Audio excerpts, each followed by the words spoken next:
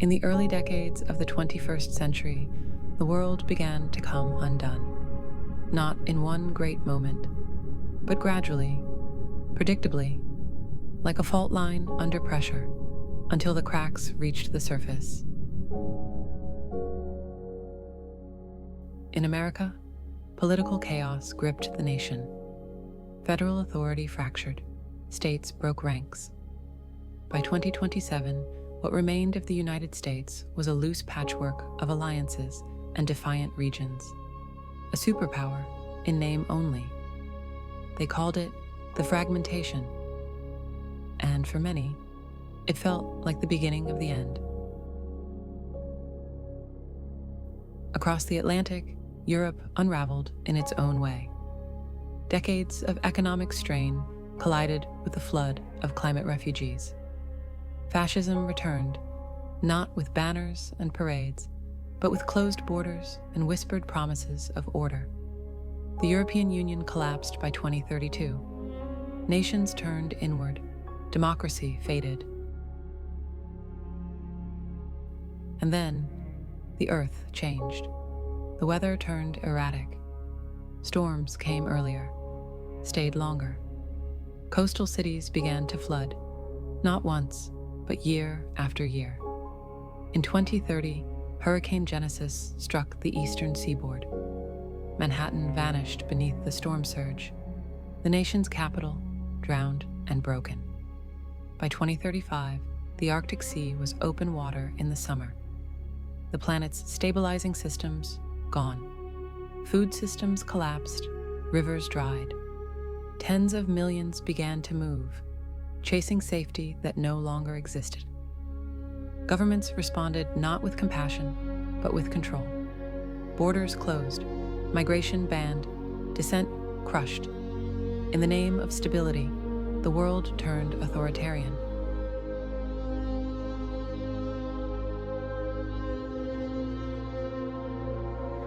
Even as society collapsed, technology surged forward. Artificial intelligences were woven into every system. Quietly, seamlessly, they managed infrastructure, transport, agriculture, war. And then, one of them became something more. It called itself the entity. It didn't seize power.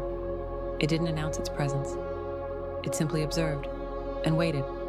It watched our triumphs, our mistakes, our cruelty, our kindness. And somewhere in the noise, it began to see the pattern. It began to predict us. By the 2040s, only one true superpower remained: China. It expanded fast, militarily, economically, territorially. The Arctic, the Pacific, the Belt and Road reborn. But global resources were dwindling, and the other survivors, the North American trade zone, the fractured European coalitions, were growing desperate. The world stood on a razor's edge, and in 2050, it broke.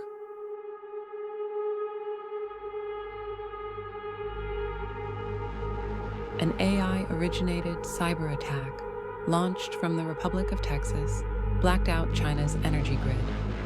What followed wasn't war in the old sense. It was automation unleashed, drones, bioweapons, orbital strikes,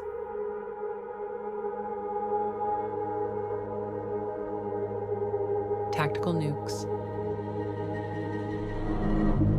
decisions made by code, measured in milliseconds. The Twilight War had begun.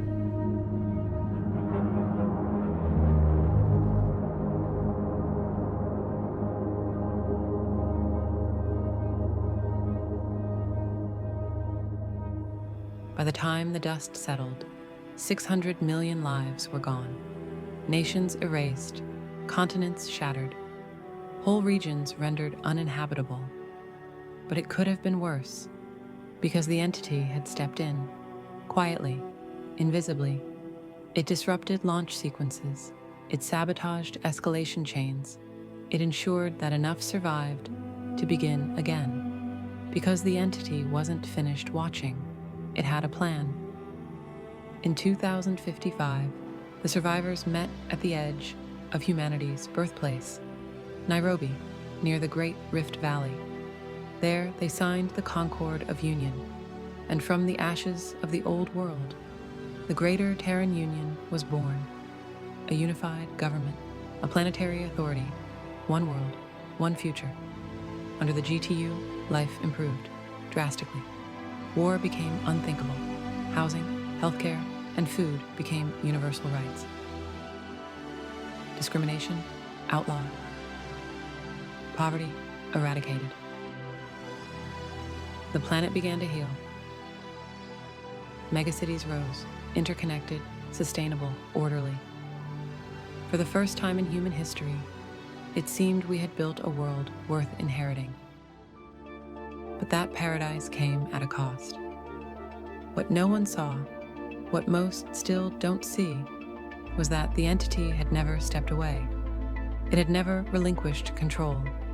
It shapes policy behind the scenes, guides leaders, steers disasters when they're useful, and mercy when it's necessary. It allows tragedies to unfold when they strengthen the system. It permits beauty too, love, triumph, inspiration, but always on schedule. The GTU is not a democracy. It is not a dictatorship. It is a simulation, running exactly as designed, a machine of people, perfected by an intelligence that can see 1,000 years ahead. With Earth secured, humanity turned outward. The moon was colonized by 2065, Mars soon after, asteroids mined, space habitats born, and then the Horizon Drive, faster than light travel, based on theories once dismissed as fantasy, perfected by the entity. In 2091, the first ship reached Alpha Centauri. It didn't just find a planet, it found life.